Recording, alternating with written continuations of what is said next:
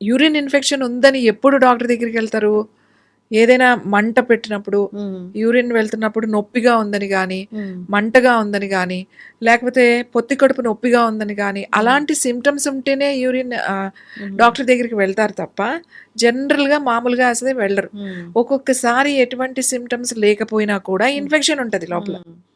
ఈ ఇన్ఫెక్షన్ ఉన్నప్పుడు మనకు తెలుస్తది లైట్‌గా నొప్పి. హ్మ్. ఇంకోటేంటి వేడి చేసిందని చెప్పేసి హ్మ్. చలువ చేయడానికి కీరా తినడం, లేకపోతే పెరుగన్నం తినడం, లేకపోతే హ్మ్. మజ్జిగ తాగడం ఇట్లాంటివి చేస్తారు. హ్మ్. దీని వలన మనకి యూరిన్ ఇన్ఫెక్షన్ బాగా ఉన్నప్పుడు తగ్గదు. హ్మ్. ఇన్ఫెక్షన్ అంత ఎక్కువగా ఉన్నప్పుడు హ్మ్. ఖచ్చితంగా దానికి ముందు మనకి ప్రెజెంట్ ముందు డాక్టర్ దగ్గరికెళ్ళి ఆ ఇన్ఫెక్షన్ ఎంత ఉంది? దానికి ఏం చేయాలి అనేది మనం కోర్స్ ఆఫ్ మెడిసిన్ కూడా ఒక్కొక్కసారి హ్మ్. వాడాల్సుంటుంది. యెస్. ఎక్కువగా ఉన్నప్పుడు. సో, యూరిన్ ఇన్ఫెక్షన్స్ తరచు వచ్చేవాళ్ళకి, హ్మ్. ఫ్రీక్వెంట్‌గా వచ్చేవాళ్ళకి ఒక హ్మ్. ఏజ్ వచ్చిన తర్వాత, హ్మ్. ముఖ్యంగా మెనోపాజ్ అయిపోయిన తర్వాత, ఒక ఏజ్ వచ్చిన తర్వాత బ్లాడర్ గ్రిప్ ఉండదు.